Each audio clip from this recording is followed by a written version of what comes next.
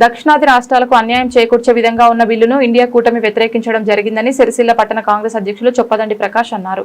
ఈ రోజు Sircilla press club లో ఏర్పాటు చేసిన మీడియా సమావేశంలో కాంగ్రెస్ నాయకులతో కలిసి ఆయన మాట్లాడారు. డీలిమిటేషన్ పేరుతో మహిళా రిజర్వేషన్ ను సాకుగా చూపుతూ బీజేపీ మోసపూరిత కుట్ర చేస్తోందని ప్రకాష్ ఆరోపించారు.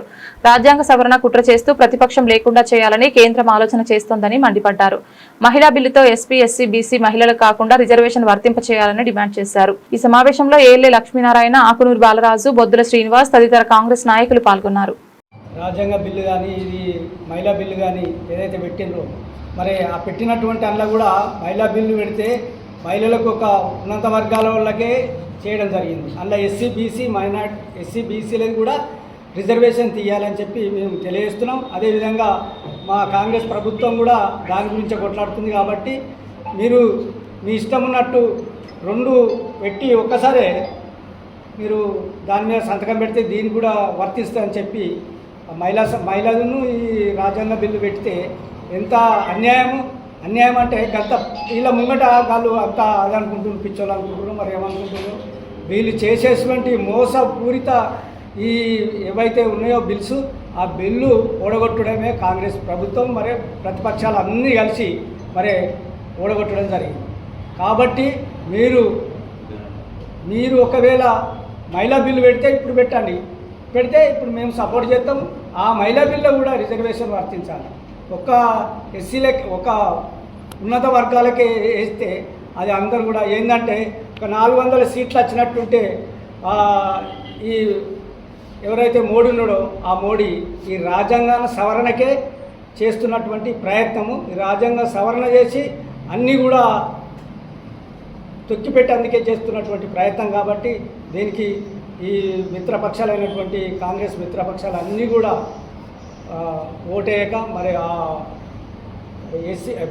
ఎస్సీ, బీసీ, మైనార్టీలకు కూడా మహిళా బిల్ల రిజర్వేషన్ ఉండాలని చెప్పి మేము కూడా ఇక్కడి నుంచి తెలియజేస్తున్నాం.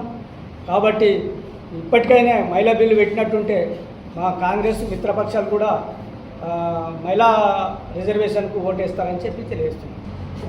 ఏదైతే అమిత్ షా గారు పార్లమెంట్లో మహిళా రిజర్వేషన్ బిల్ అని డిలిమిటేషన్ బిల్ అని ప్రవేశపెట్టడం జరిగిందో, మోసపూరితంగా డిలిమిటేషన్ బిల్ అని పైకి చెప్పుకుంటూ మహిళా రిజర్వేషన్లకు ప్రతిపక్షాలు వ్యతిరేకమని విషపూరితమైన మాటలు మాట్లాడుతున్నటువంటి బీజేపీ ఎప్పుడైతే గతంలో మాజీ ప్రధానమంత్రి ఇందిరాగాంధీ గారు, అలాగే మాజీ ప్రధానమంత్రి వాజ్పేయి గారు కూడా వారు 131 ఆర్టికల్ను పెట్టినటువంటి సందర్భంగా దాన్ని అమలు పరచకుండా దక్షిణాది రాష్ట్రాలకు అన్యాయం చేసే విధంగా 50% పెంపు,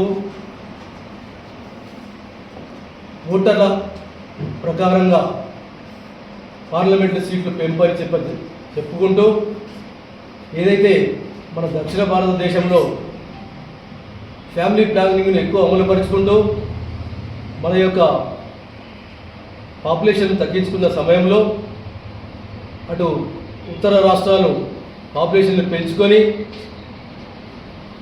ప్రయోజనం పొందే విధంగా ఆ బిల్లును పెట్టి ఎక్కువ శాతం సీట్లు ఉత్తరాదికి రావాలనే దురుద్దేశంతో దక్షిణాది రాష్ట్రాలకు అన్యాయం చేసే విధంగా ప్రవేశపెట్టినటువంటి డిలిమిటేషన్ బిల్లును మాత్రమే వ్యతిరేకించడం జరిగింది. ఏదైతే బీజేపీ ప్రభుత్వం, బీజేపీ నాయకులు, బీజేపీ శ్రేణులు గగ్గోలు పెడుతున్న విధంగా ఎలాంటి మహిళా బిల్లుకు కాంగ్రెస్ పార్టీ కానీ ముఖ్యంగా ఏనాడు వ్యతిరేకమైనటువంటి పార్టీ కాదు.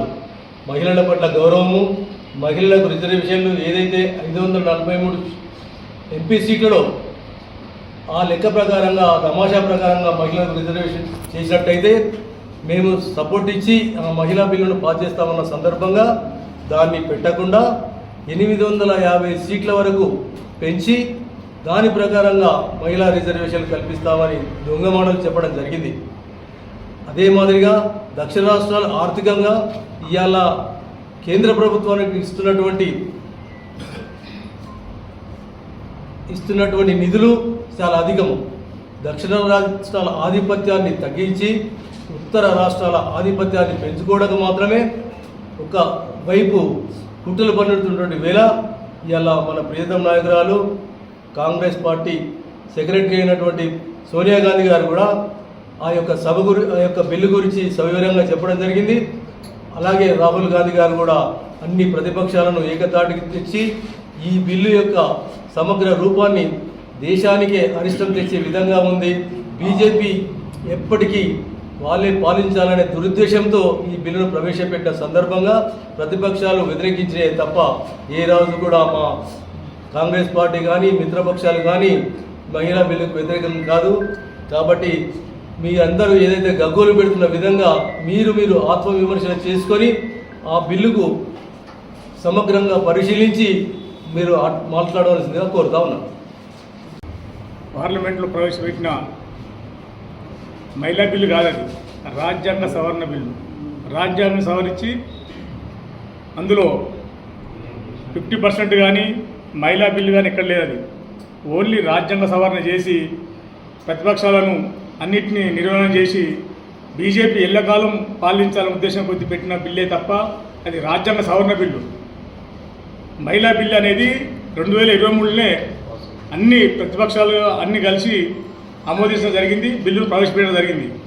అప్పుడే అన్నారు, అప్పుడే కాంగ్రెస్ కానీ మిత్రపక్షాలు ఏం చెప్పిందంటే అప్పుడే 33% రిజర్వేషన్ అమలైంది కాబట్టి అప్పటి సంధి పెట్టు అంటే పెట్టక దాన్ని మళ్ళీ ఇప్పుడు రాజ్యాంగ సవరణను పెట్టి ఇప్పుడు రాజ్యాంగ సవరణ దేనికోసం అంటే 2027 ప్రకారం మనం అప్పుడున్న పబ్లిక్ ప్రకారం మనం చేయాలన్నది అప్పుడు పెట్టింది, 2023 పెట్టింది. కానీ ఇప్పుడు వీళ్ళు రాజ్యాంగ సవరణ ఏం చేస్తున్నారు, 2011 జనాభా ప్రకారం చేస్తున్నారు. అంటే జనాభాను తగ్గించి సీట్లను పెంచుకునే ఉద్దేశం వాళ్ళకు ఉన్నది కాబట్టి 2027 ప్రకారం చేయాలన్నదే ప్రతిపక్షాల డిమాండ్. ఆ డిమాండ్ కాదని మోడీ గారు కానీ అమిత్ షా కానీ వాళ్ళిద్దరే నెంబర్ 1 నెంబర్ 2 బీజేపీలో వాళ్ళు చెప్పిందే వేదం, వన్ మెన్ షోలు ఇద్దరు. కాబట్టి ఈరోజు వాళ్ళ పార్టీలతో వాళ్ళకి ఇష్టం లేదు, బీజేపీ వాళ్ళతో ఈ ఇష్టం లేదు, వాళ్ళకు నష్టపోతుంది. వాళ్ళు ఏం చెప్తున్నారు అంటే 8 సీట్లు పెంచి ఓన్లీ పెరిగే సీట్లే మహిళలే 33% వెళ్ళిపోతాయి, మళ్ళీ ఇప్పుడున్న సీట్లు ఇట్లా ఉంటాయి. వీళ్ళ ప్రాణ ప్రకారం చేస్తూ ఉంటే అన్ని ప్రతిపక్షాలని కూడి మూకమ్మడిగా దాన్ని వ్యతిరేకించడం జరిగింది. ఇప్పటికైనా మా ప్రియాంక గాంధీ కానీ రాజీవ్ గాంధీ గారు డిమాండ్ చేస్తుండ్రు, ఇప్పుడున్న ప్రకారం డీలిమిటేషన్ అవసరం లేదు, మహిళా బిల్లు పెట్టుండి పాస్ చేయాలి, తప్పకుండా అన్ని పక్షాలను ఏకం చేసి అందరినీ ఒప్పిస్తా అని చెప్పి మా ముఖ్యమంత్రి గారు రేవంత్ రెడ్డి గారితో చెప్తున్నారు. కాబట్టి మీకు దమ్ముంటే ఇప్పుడే పెట్టుండి, బీజేపీకి దమ్ముంటే ఇప్పుడే పెట్టుండి. ఇదే లెక్క ప్రకారం 543 సీట్ల మేము 33% అందరు సీఎంలు ఒప్పించి ఈరోజు మళ్ళీ మహిళా బిల్లును పాస్ చేస్తారని చెప్పి సందర్భంగా చెప్పడం జరుగుతుంది. కాబట్టి బీజేపీ